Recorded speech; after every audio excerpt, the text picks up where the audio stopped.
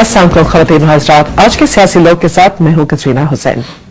और जहां पे हमारे पास अंदरूनी मसाइल बढ़ते ही चले जा रहे हैं, उसके साथ साथ हमारे बैरूनी मसाइल भी कभी अच्छे होते हैं और कभी मसाइल बढ़ते रहते हैं। कुछ देर पहले ही शायद आपने टीवी पे देखा होगा कि प्रेसिडेंट आसिफ अली जरदारी और अफगान प्रेसिडेंट हामिद कारजाई की एक प्रेस कॉन्फ्रेंस हुई, जिसपे फिर उन्होंने दहशतगर्दी के हवाले से बात की। लेकिन उसके साथ साथ पाकिस्तान और भारत के ताल्लुकात कुछ फिर एक लो पॉइंट की तरफ आ गए हैं। भारत ने अब वो सबूत फराहम कर दिया है, जिसे वो सबूत कहते हैं कि बम्बई के हमलों में पाकिस्तानी मुलव्विस थे, और ये अभी तक जाहिर नहीं हुआ है कि पाकिस्तान उसको एक्सेप्ट कर रहा है कि नहीं। उस पर भी हम बात करेंगे। और उसके साथ साथ हम बात ये करेंगे कि पाकिस्तान ने एक पार्लियामेंट का इन कैमरा सेशन हुआ था, वो तो हुआ था अक्टूबर के महीने में। उसके बाद पार्लियामेंट्री कमेटी भी बनी, एक रेजोल्यूशन भी आया। उस रेजोल्यूशन के हवाले से उस कमेटी ने क्या काम किया है, वो भी हमारा आज मेन मौजू रहेगा। आइए आपका मेहमानों से तारुफ कराते हैं। आज हमारे पहले मेहमान हैं सेनेटर प्रोफेसर खुर्शीद अहमद साहब। जमात इस्लामी साहब का ताल्लुक है और आप उस पार्लियामेंट्री कमेटी के मेंबर हैं जो नेशनल सिक्योरिटी इश्यूज पे गौर कर रहा है। हमारे दूसरे मेहमान हैं सरदार मेहताब अहमद खान साहब। आप MNA हैं पाकिस्तान मुस्लिम लीग नून के, और आप भी उस कमेटी के मेंबर हैं।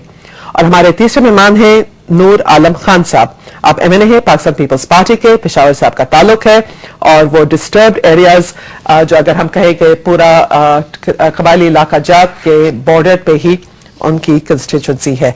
आप तीनों का बहुत बहुत शुक्रिया कि आज आप प्रोग्राम में शिरकत कर रहे हैं। और सेनेटर साहब, मैं पहला सवाल तो यही कि आपकी पार्लियामेंट्री कमेटी बन गई थी नवंबर की 10 तारीख को, वो भी काफी लेट, इसलिए कि आप लोग का जो ये कंसेंसस था ये तो अक्टूबर की 22 तारीख को आ गया था।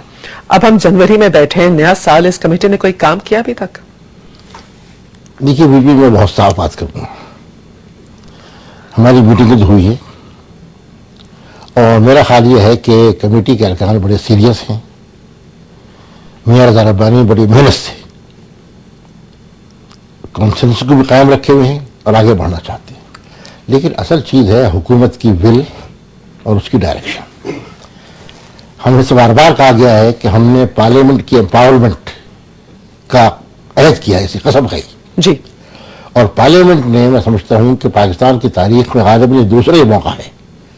एक दफा 74 में हुआ था और दूसरी मरतबा ये अब हुआ है कि मुकम्मल इत्तेफाक राय से क्लियर गाइडलाइन दी है, जिसमें कहा गया है कि टेररिज्म के खिलाफ जंग जो है जिस तरीके से लड़ी जा रही है और जो रिस्पॉन्स अमेरिका ने दिया है, जिसमें हम घिर गए, वो सही नहीं है। हमें अपनी फॉरेन पॉलिसी को रिविजिट करना होगा और इंडिपेंडेंट बनाना होगा। टेररिज्म के सिलसिले में कुव्वत से मसाइल का हल नहीं हो सकता।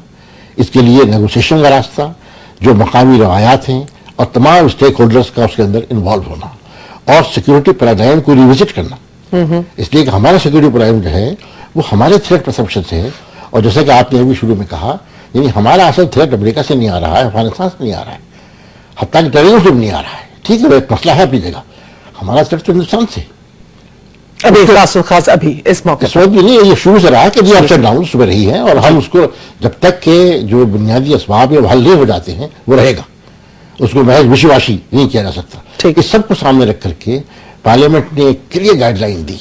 लेकिन हमें अफसोस से कहना पड़ता है कि इनमें से अब तक किसी एक समिट में भी कोई मौसर कदम हुकूमत ने नहीं उठाया है, बल्कि कमेटी में हमें यह एहसास होता है, मैं कोई अंदर की बात बाहर नहीं कहूंगा, ये एहसास होता है कि हम अभी तक बस फॉर्मेलिटीज में लगे हुए हैं, बाहर नहीं निकले। हालांकि हमारा तो ख्याल था कि 22 को हमने फैसला किया है, विद इन ए मंथ रास्ता बदल जाता, और आप देखती कि उसके बाद फिर पाकिस्तान में टेररिज्म भी कम होता, कौम में यकजहती बढ़ती, और फौज और आवाम जो एक दूसरे के खिलाफ सफारा, और ये हमारे लिए सबसे बड़ा इनसिक्योरिटी का सोर्स है, ये खत्म होता, ताकि हम फिलहाल जो हकीकत सिक्योरिटी कंसर्न हैं उनकी तरफ तवज्जो दे सकते।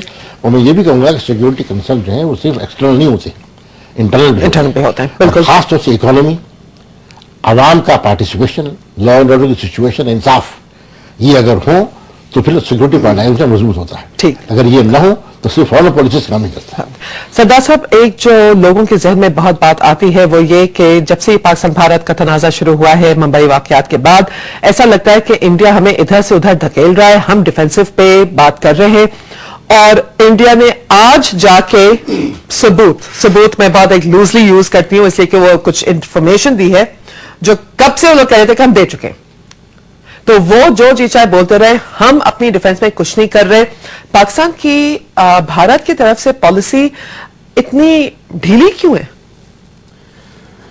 دیکھیے, آپ نے میرے خیال میں بڑا بنیادی سوال کر دیا ہے کہ پاکستان کے جو حکمران ہیں وہ جنرل مشرف سے لے کر آج تک یہ بات ایسا ہو چکا ہے کہ جیسے ہم بالکل شکست خوردہ ہو چکے ہیں.